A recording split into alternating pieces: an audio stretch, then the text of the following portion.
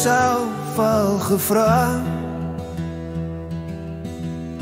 Is dit net ek wat laste dra?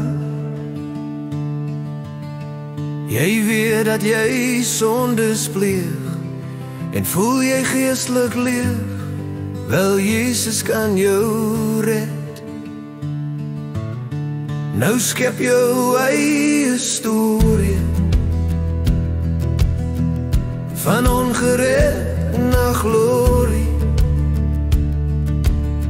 Jy moet net vir Jesus vra om jou laste te dra, en dan sal Jesus jou red.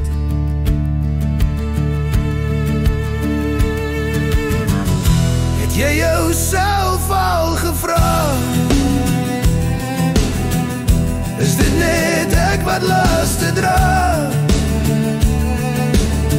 Jy weet dat jy sondes pleeg en voel jy geestelik leeg. Wel, Jesus kan jou red.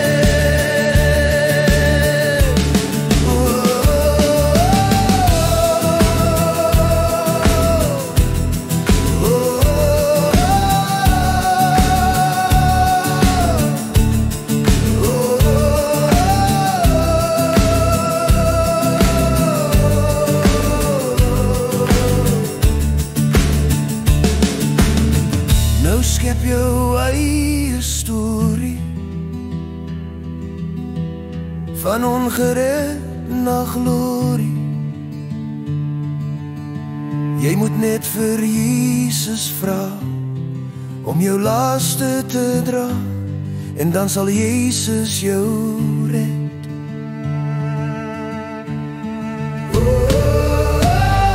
Jy moet op jou knieë gaan en Jesus as jou verlosser aanvaar.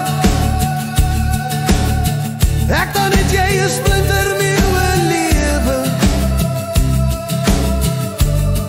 Ja, dan is jy gered.